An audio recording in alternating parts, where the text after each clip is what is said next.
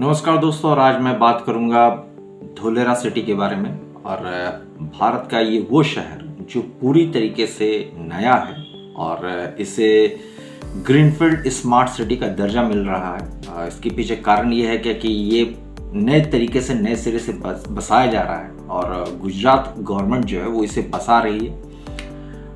भारत में तो दोस्तों वैसे शहर बनाने का चलन जो है वो काफ़ी समय से चला आ रहा है और प्राचीन समय से लेकर आज तक भारत में कई शहर बसाए गए हैं। उदयपुर की अगर बात कर ली जाए या फिर विजयनगर की बात कर ली जाए तो अलग अलग समय पे कई शहर बसाए गए हैं। और इसी कड़ी में भारत में एक नया जो शहर बसाया जा रहा है धोलेरा में, ये अपने आप में बड़ा खास होने वाला है क्योंकि ये स्मार्ट सिटी के साथ साथ ये भारत का स्पेशल इन्वेस्टमेंट रीजन भी है। ये भारत का फिनटेक सिटी भी है, ये भारत का सेमिकॉन सिटी भी है। तो इसे कई नाम दिए गए हैं और ये अपने विशेषताओं के कारण चर्चा में है। और कई एंगल्स अगर आप इसे देखते हैं तो आपको लगता है कि भारत में आज तक ऐसा कोई शहर ना तो बसाया गया ना तो कल्पना की गई है। और सरकार भी इसको लेके जितना ज़्यादा गंभीर है और इसको मेगा प्रोजेक्ट की तरह लेके चल रही है, और उसके आगे कहीं ना कहीं बाकी भारत के जो शहर वो पीछे ही रह जाते हैं। चाहे वो आप अमरावती की बात कर ले जो आंध्र प्रदेश का कैपिटल जो बनने जा रहा है, या फिर जो भारत के दूसरे कोने में शहर बनाए जा रहे हैं, चाहे यूपी की बात कर ले आप, यूपी में भी जो है ये सारी चीज़ें हो रही हैं। तो कहने का मतलब ये है दोस्तों कि धोलेरा जो है वो अपने आप इतना खास है कि आप समझ लें कि यहाँ पे एक semi high speed rail project आ रहा है और ये 20,667 करोड़ का डबल लाइन कॉरिडोर अप्रूव्ड किया गया है यूनियन कैबिनेट के द्वारा। और इसकी जो स्पीड होगी वो होगी 220 किलोमीटर पर आवर की स्पीड से चलेगा। और ये कहीं ना कहीं कनेक्टिविटी देने की योजना है साबरमती और धोलेरा के बीच में। इसके साथ साथ दोस्तों इस शहर को जो दूसरी कनेक्टिविटी मिल रही है वो है दिल्ली मुंबई इंडस्ट्रियल कॉरिडोर की।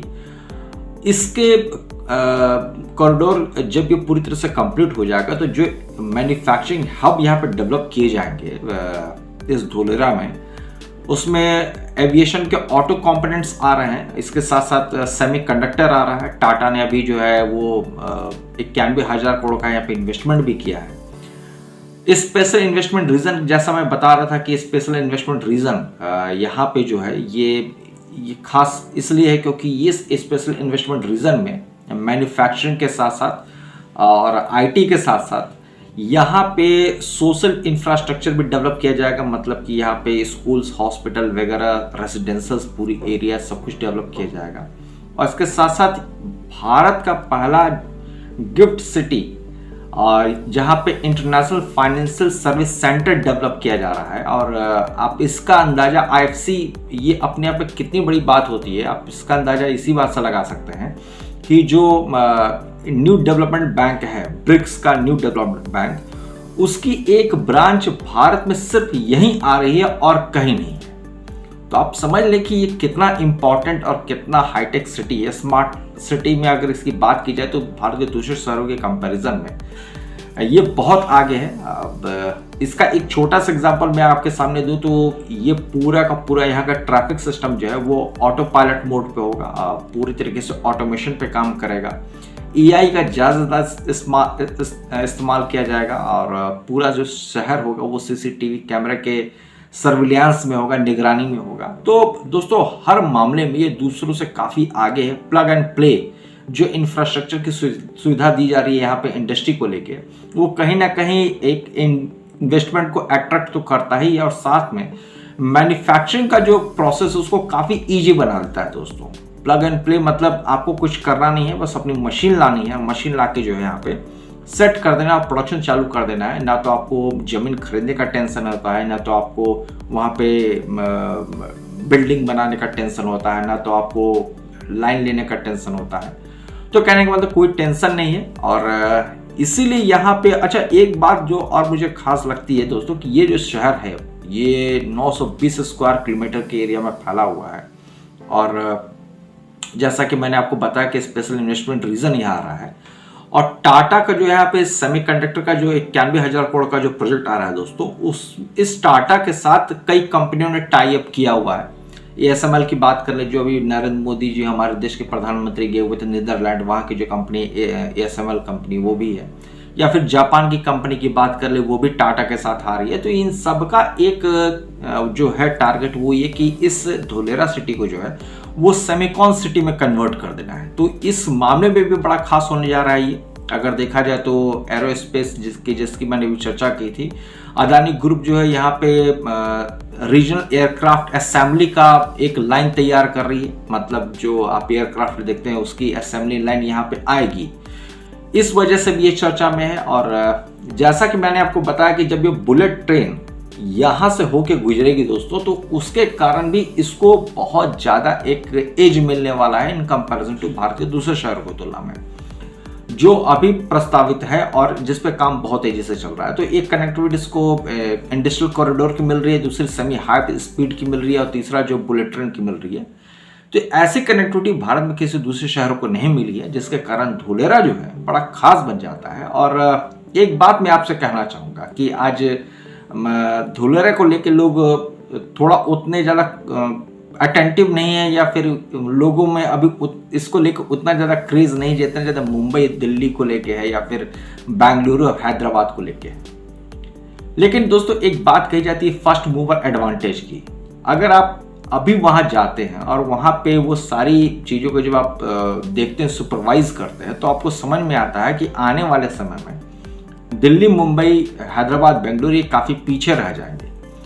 तो फर्स्ट मूवर एडवांटेज का बेनिफिट जो मिलना चाहिए वो तभी लिया जा सकता है जब आपकी निगाह वहाँ पहले पड़ जाए। और मुझे लगता है कि धोलेरा इस मामले में दूसरे इन शहरों से काफ़ी अलग है। दिल्ली में पॉल्यूशन का एक अलग प्रॉब्लम है दोस्तों, उसी तरह से बेंगलुरु का भी कहीं ना कहीं प्रॉब्लम है ही, वहाँ पे ट्रैफिक का प्रॉब्लम है। बाकी हैदराबाद वगैरह में भी अगर आप देखें तो कहीं ना कहीं वो एज नहीं मिलता है जो कनेक्टिविटी या जो लॉजिस्टिक सपोर्ट धोलेरा को मिलने जा रहा है, बिकॉज ये इसका लोकेशन बहुत मायने रखता है। और अगर मैं इसके लोकेशन की बात करूं तो ये अहमदाबाद से 100 किलोमीटर की दूरी पे है दोस्तों। और यहाँ पे जो इसका लोकेशन है वो यहाँ से पोर्ट काफ़ी नज़दीक है इन कंपैरिजन टू अगर मैं दूसरे शहरों की बात करूँ, चाहे बेंगलोर की बात करूँ, चाहे मैं हैदराबाद की बात करूँ या फिर दिल्ली की बात करूँ, तो वहाँ से पोर्ट की कनेक्टिविटी उतनी अच्छी नहीं है जो धोलेरा को मिलने जा रही है। तो ये सब जो कुछ ऐसी बातें हैं जो इसको खास बनाती हैं। तो अगर आप यहाँ पे एडवांटेज लेना चाहते हैं तो this is one of the best time कि आप वहाँ जाके इसका भी फ़ायदा उठा सकते हैं। और दूसरी खास बात की, जैसा मैंने कहा कि इंटरनेशनल फाइनेंशियल सर्विस सेंटर यहाँ पे जो डेवलप किया जा रहा है, तो जॉब अपॉर्चुनिटी पोटेंशियल की यहाँ पे कहीं ज़्यादा होगी इन कंपैरिजन टू भारत के दूसरे शहरों की तुलना में, स्पेशली फाइनेंस सेंटर की मैं बात कर रहा हूँ दोस्तों। तो यहाँ पे इसका भी एक बहुत बड़ा एडवांटेज देखने को मिल रहा है। तो आने वाले समय में धोलेरा चूँकि अभी उतना मार्केट में लोगों के बीच में जो है अट्रैक्शन नहीं है, क्योंकि ये अभी अंडर कंस्ट्रक्शन है, कार्य प्रगति पर है। और लेकिन जब ये कंप्लीट हो जाएगा आने वाले कुछ सालों में, तो नो डाउट दोस्तों कि ये भारत के दूसरे शहरों को काफ़ी पीछे छोड़ देगा। तो आई होप कि आपको मेरी ये वीडियो और मेरी ये फैक्ट्स जो मैंने अभी आपको बताए इस आपको पसंद आए होंगे। तो कमेंट सेक्शन में कमेंट जरूर कीजिएगा और अपना एक्सपीरियंस या आप क्या सोचते हो धोलेरा को लेके जरूर बताइएगा। और मिलते हैं अगली वीडियो में फिर किसी नए टॉपिक पे, फिर किसी नए विषय पे चर्चा करने के लिए, बात करने के लिए। तब तक के लिए जय हिंद, वंदे मातरम दोस्तों।